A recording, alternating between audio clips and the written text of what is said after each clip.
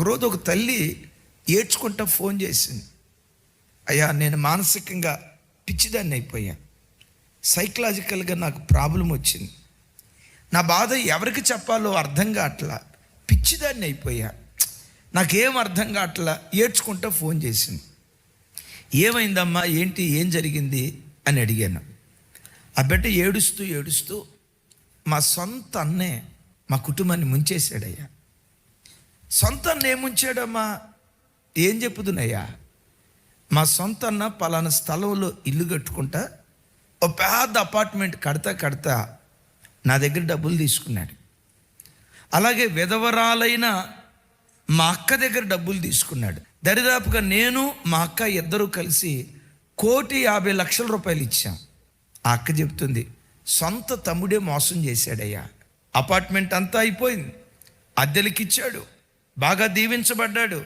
మేము వెళ్ళి, రే తమ్ముడా, అదే అప్పుడు అప్పిచ్చాం కదరా, బావ చనిపోతే ఆ వచ్చిన డబ్బులు నీకు అవసరమని ఇచ్చాం కదా, డబ్బులు అడిగితే మమ్మల్ని చూసి డబ్బులు ఇచ్చావా, ఎవడికిచ్చావు, ఇచ్చిన ఆధారం ఏదన్నా ఉంటే చూపించు, కాగితం చూపించు, ఎవడికిచ్చావు నువ్వు, అరే నువ్వు తోబుట్టురా, నీకెట్లా కాగితం ఇస్తావు, మనం ఒక తల్లి పాలు తాగి పెరిగిన వాళ్ళం రా, ఒక తల్లి కడుపున పుట్టిన వాళ్ళరా, మన మధ్యలో కాగితాలు ఎందుకో, ఈ సెంటిమెంట్లు నాకు పనిచేయవు అన్నాడంట.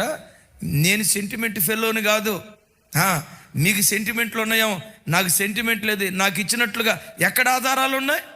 నా భర్త చూసి, అమ్మ పోతే పోయినాయి అమ్మా, మనం స్థితిమంతులమే కదా, పోతే పోయినాయి ఒక 50,00,000 రూపాయలు అని నా భర్త చెప్తున్నా, సొంత తోబుట్టు ద్వారా ఎంత కుట్ర జరిగితే నేను తట్టుకోలేకపోయానయ్యా. నా గుండె కోత ఎవరికి చెప్పుకోవాలి, ఆలోచించి పిచ్చిదాన్ని మొన్న మధ్య మెంటల్ హాస్పిటల్లో కూడా జాయిన్ అయ్యానయ్యా, మానసిక వైద్యం కోసం. చూసారా ఎవరు కుట్ర చేశారు? చాలాసార్లు శత్రువుల ద్వారా కుట్ర అనుభవిస్తాం. వాళ్ళు శత్రువులు కదండి, వాళ్ళు పగోళ్ళు కాబట్టి కుట్ర చేశారండి అని అనుకుంటాం.